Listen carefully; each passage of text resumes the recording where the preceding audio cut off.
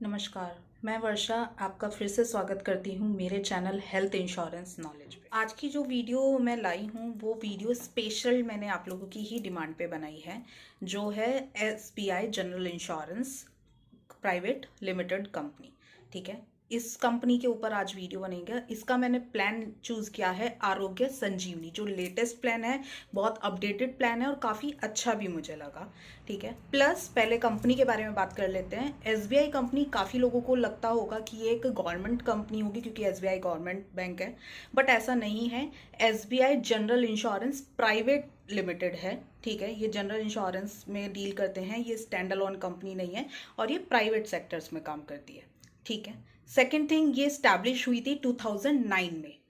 ठीक है, प्लस इसके नेटवर्क हॉस्पिटल्स की बात कर लेते हैं। नेटवर्क हॉस्पिटल्स की अगर हम बात करें तो इसके नेटवर्क हॉस्पिटल्स आप वहाँ वेबसाइट पे डिटेल्स में चेक कर सकते हैं। मैं यहाँ पे आपको शो भी कर रही हूँ।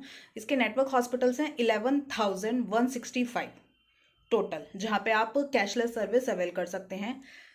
इन हाउस सेटलमेंट नहीं है, क्लेम सेटलमेंट। इनका जो सेटलमेंट रहेगा वो आपका रहेगा टीपीए के थ्रू। टोटल 9 टीपीए इनके साथ टाई अप में है, जिसमें आपका विडाल हेल्थ हो गया, ठीक है, रक्षा कवच हो गया, ये सारे टीपीए इसमें आपके मिलेंगे। तो ये सारी तो इसकी बेसिक इन्फॉर्मेशन थी कंपनी के बारे में। अब बात करते हैं प्लान से रिलेटेड। तो आरोग्य सुप्रीम प्लान के बारे में हम बात करेंगे इस पॉलिसी के। आइए चलिए स्टार्ट करते हैं फीचर्स से रिलेटेड।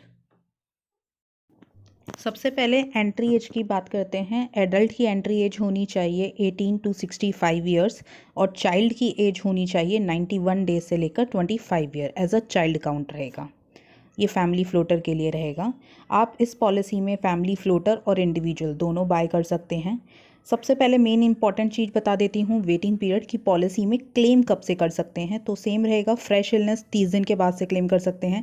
एक्सीडेंट के लिए आप डे 1 से क्लेम कर सकते हैं। स्लो ग्रोइंग डिजीज़ जो होती हैं, उन चीज़ों जैसे आपका स्टोन पाइल्स, कैटरेक्ट, इन सब बीमारियों के लिए आप 2 साल के बाद से क्लेम कर सकते हैं। प्री एग्जिस्टिंग डिजीज़ के लिए आप 4 साल के बाद से क्लेम कर सकते हैं। कोविड से रिलेटेड आप 15 दिन के बाद से क्लेम कर सकते हैं। लेकिन अगर आपको पॉलिसी लेने के बाद बीपी, डायबिटीज़ या हार्ट से रिलेटेड कोई प्रॉब्लम होती है तो उसके लिए आप 30 दिन के बाद नहीं, 90 डेज़ के बाद से क्लेम कर सकते हैं। और अगर कोई बड़ी बीमारी होती है, मेजर इलनेस, तो उस चीज़ के लिए भी आप 90 डेज़ के बाद से ही क्लेम कर पाएंगे। सम इंश्योर्ड की बात करते हैं तो आपके पास 3 ऑप्शन है वेरिएंट है इसके अंदर। अगर 3 लाख से 5 लाख की पॉलिसी लेते हैं तो प्रो वेरिएंट आप बाय कर सकते हैं। 6 लाख से 20 लाख की पॉलिसी के बीच में लेते हैं तो आप प्लस वेरिएंट बाय कर सकते हैं।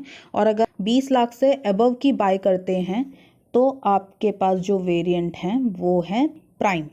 इसके बाद रूम रेंट की बात कर लेते हैं। रूम रेंट आपका 5 लाख की, मैं सभी 5 लाख के फीचर्स पे ही बात कर रही हूँ, तो ये चीज़ थोड़ा ध्यान दीजिएगा। रूम रेंट 5 लाख का अगर आप लेते हैं तो सिंगल प्राइवेट एसी रूम मिलेगा। आईसीयू आपको एक्चुअल मिलेगा जिस पे कोई कैपिंग लिमिटेशंस नहीं होगी।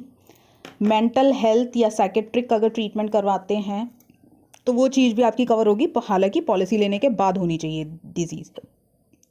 कितना कवर होगा? 10% of some insured, maximum 50,000 rupees तक का कवर रहेगा।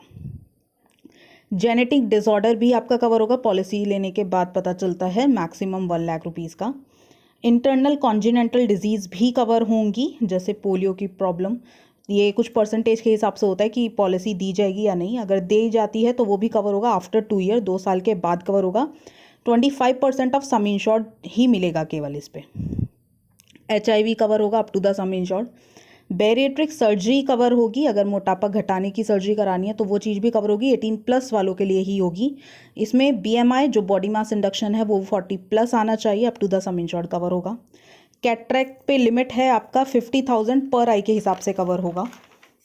प्री एंड पोस्ट हॉस्पिटलाइजेशन 30 और 60 डेज़ का रहेगा। अगर आप सम इंश्योर्ड बढ़ाते हैं तो ये 60 और 90 भी जाएगा और 60 और 180 भी जाएगा, तो ये चीज़ भी ध्यान रखिएगा।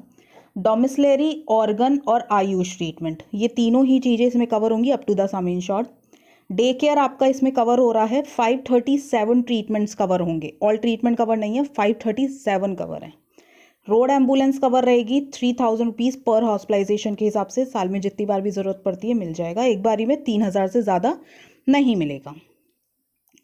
एक इसमें रिकवरी बेनिफिट करके एक फीचर है, यानी अगर हॉस्पिटल में 10 दिन से ज़्यादा एडमिट रहते हैं तो पर डे का 5,000 रुपीज़ पर हॉस्पिटलाइजेशन का कंपनी आपको एक्स्ट्रा अमाउंट पे करेगी। पर डे का नहीं, 5,000 रुपीज़ पर हॉस्पिटलाइजेशन के हिसाब से पे करके चलेगी।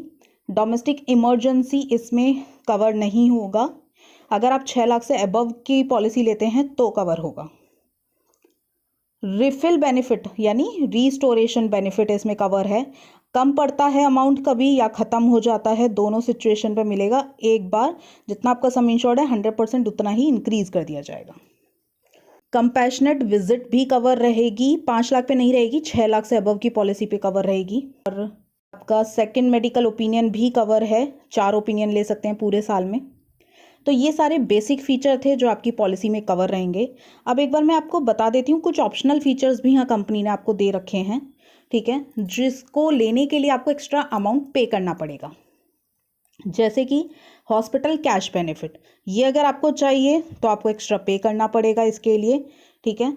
इसके अलावा मेजर इलनेस बेनिफिट आपका 25 लाख रुपीज़ तक मैक्सिमम आप ले सकते हैं, इसके लिए भी एक्स्ट्रा पे करना पड़ेगा। एडिशनल सम इंश्योर्ड चाहिए, अगर एक्सीडेंट के बेसिस पे एक्सीडेंट होता है उस पर आपको सम इंश्योर्ड और एक्स्ट्रा चाहिए तो उसके लिए फीचर के लिए भी आपको एक्स्ट्रा पे करना पड़ेगा, otherwise up to the sum insured cover होगा। हर क्लेम फ्री ईयर पे, पूरे साल अगर कोई क्लेम नहीं करते तो आपको नो क्लेम बोनस भी मिलेगा 15% पर ईयर के हिसाब से, मैक्सिमम 100%। और अगर आपको अपना नो क्लेम बोनस इंक्रीज करवाना है तो उसमें भी आपको एक्स्ट्रा अमाउंट पे करना पड़ेगा। तो वन टाइम में 25% इंक्रीज होगा, मैक्सिमम 200% तक इंक्रीज हो सकता है। एनसीबी प्रोटेक्टर एक बेनिफिट है, ये भी अगर आपको चाहिए तो उसके लिए भी आपको एक्स्ट्रा पे करना पड़ेगा। एनसीबी प्रोटेक्टर क्या है कि 50,000 तक का अगर कोई भी क्लेम आता है तो एनसीबी पे इफेक्ट ही नहीं करेगा, वो आपको next year no claim free year ही काउंट होगा। को पेमेंट आपका जो है इसमें आप चूज़ कर सकते हैं लगवानी है या नहीं।